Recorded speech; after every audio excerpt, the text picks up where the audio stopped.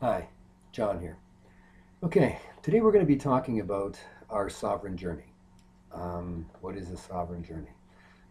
Well, let's take the word sovereign to begin with. Sovereign usually is something that describes a country. Every country has sovereignty. The United States has sovereignty over its borders and its airspace. Canada has the same thing. Russia has theirs. China has theirs. So you hear some yapping out there once in a while about somebody's sovereignty being offended or invaded or uh, offended in some form. So we too are complete sovereigns over our life, over our space, over our thinking and the air we breathe, if you will. Um, how big is this space? Well, I like to think of it as about 18 inches around in total area.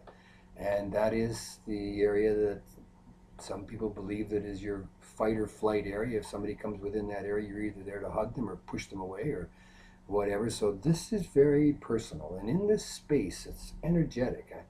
You can feel it if you are sensitive to it, but you can feel something in here. And that's you. Okay, that's life. That's the very chi of who we are inside of this cylinder, this 18-inch cylinder. Up it goes to way over our heads. So it also encompasses our thinking. So this space is our thinking, and this space are one of the few things on this earth that we have that are uniquely ours. We have complete control. We don't have to let anything in here that we don't want, and what we do let in, we have a chance to have a good look at and decide whether we want to keep it or set it aside. Okay? It's a wonderful, special place where we meditate. It's a place that we come to think from the now moment.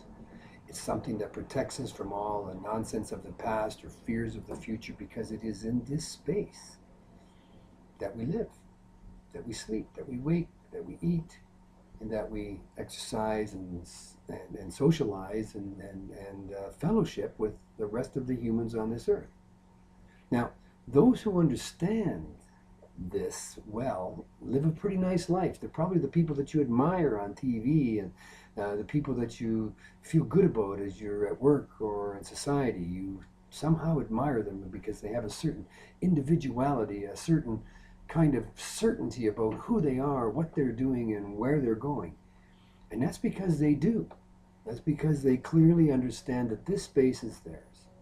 Now, one of the other great things about understanding your individual personal space is that it's a place where we come and we can do our deepest, safest thinking. You're completely safe in here. Nothing can happen. And when you close your eyes, no matter how dark it gets, in this space, nothing can ever hurt you. Ever. So, in this emotional, intellectual, spiritual space, it is also very much integrated into the physical because when you get to these places and when you're in your moments of quiet, when you're there, you can feel the individuality, and you know you're there when in your contemplating or your thinking in your quiet time, you really do feel independent and all alone, and it's nice. It's quiet. And for that period of time, there are no children. There is no spouse. And as you learn to breathe and clear, there is no thing. There's nothing. And in the nothing is everything.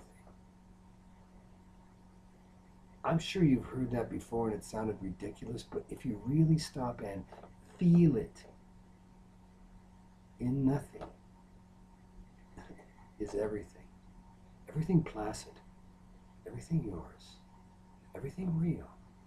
Because all the stuff that we have around us, cars, furniture, whatever, can be stolen, taken away from you, rotted, deteriorate. But in this space of this living you is chi. Chi, the very essence of life, you. So you have the chance to grow exponentially anywhere you want to grow if you can keep your concentration on the positive going forward and maintaining a level of interest in life, yourself, and things that are larger than life. Wonder and dream is what lives in here. Uncluttered. Uncluttered with any other concerns or any other problems unless you have let it in.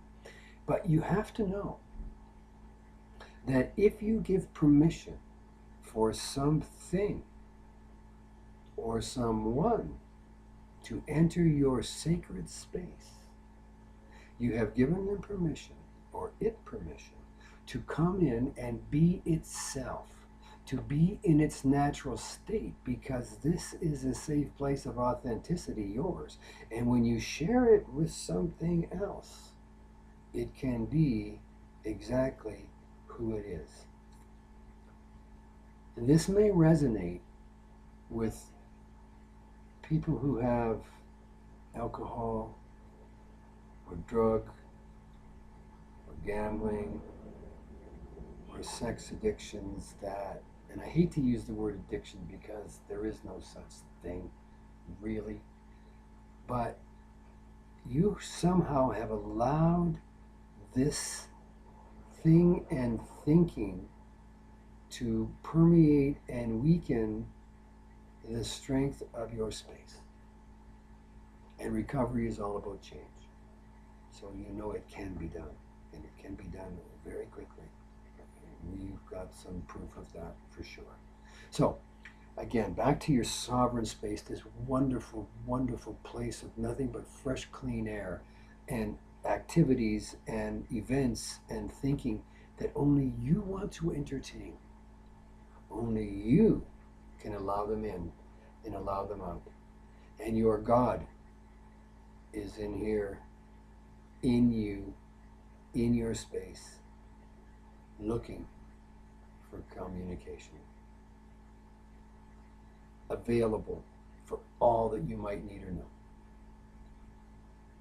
I hope that helps. I hope that in all this you can see that